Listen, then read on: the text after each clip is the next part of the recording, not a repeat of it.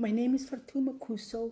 My daughter, Zahra Adam Bole, the eldest of my 5 children, went missing on Friday, May 26th, 2023. 12 days later, her husband of 18 years had been arrested and charged with first degree of her murder. But I am not here today to speak to you about the when and the where and the how and the who and what of the criminal case. I'm leaving that to the criminal justice system and hoping someday justice will be served. But what I want to speak to you today is when I started posting missing persons posted for my daughter on social media and subsequently followed it with the news of her murder, a lot of people reached out to me and said, I don't know how you're doing this. You are so strong. I could not have done this. Trust me, I said the same things anytime that I went to a funeral services for a parent who lost a child in different circumstances, health reasons, car accident, things like that. And I used to say that, how is this parent standing up, setting up funeral services for their child? So this has nothing to do with strength. I am devastated.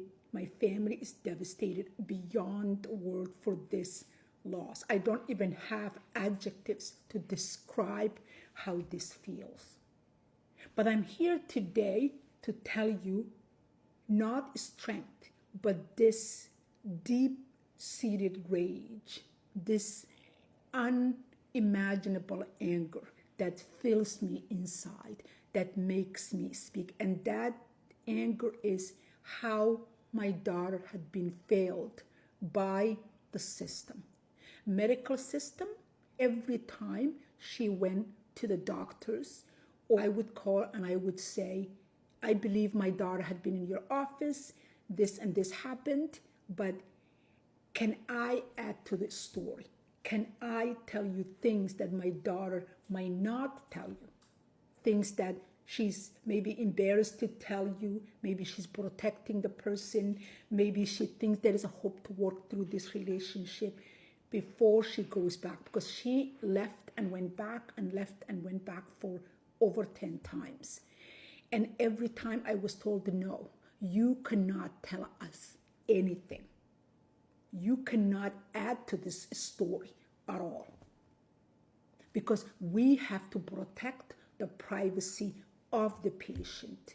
I did not want to hear what she had told them. It's not like I was asking, what did she say? What did she say? Because I knew more than they did. Oh, I knew so much more than anybody. But I just wanted to add to the story and say, this happened this month, and this happened last year, and this happened this time. But I was told, no.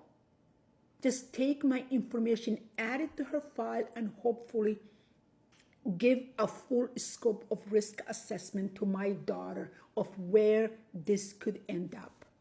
Would that have saved my daughter? I don't know.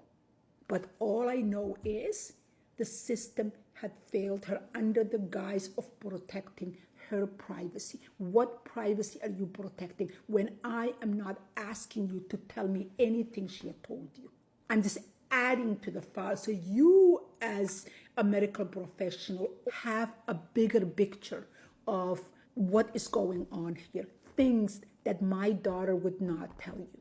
I am just trying to advocate for my daughter when she cannot clearly advocate for herself. But I wasn't allowed to do that. Ironically, as soon as my daughter was murdered, all those files that I wasn't able to add anything became mine.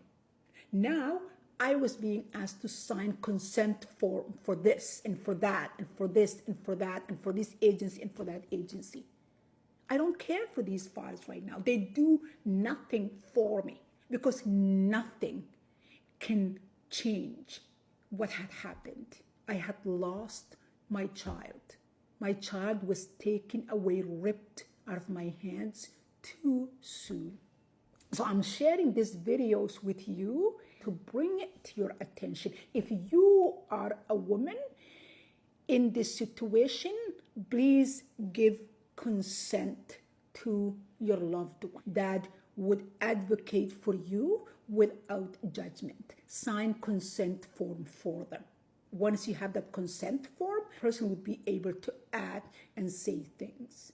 And if you know a woman in your life, circle of friends, family, colleagues, neighbors that are in a situation like this, please try and encourage them to give consent to at least one person in their life. So somebody else that's thinking in a clear mind could advocate for them without really knowing what else was said, because you don't need to know. When you know somebody you care about, somebody you love is in this situation, you really do not need to know the details. You see what's going on.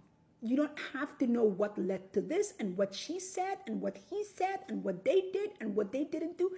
That's not important. What's important is what's happening is as clear as day. And we don't need the files after the person had been murdered, after the person had been hurt. We need the consent while the person is alive, so we can advocate. In anywhere else, we can advocate for people. I can advocate for my mother who's living with Alzheimer's. I can advocate children while they're minors, but we cannot advocate for our loved one. And if you're a woman in this situation, give consent to somebody you love. If you know a woman in this situation, encourage them to give consent to somebody so somebody else can advocate for them. Please share this story and take care of yourself and take care of those around you.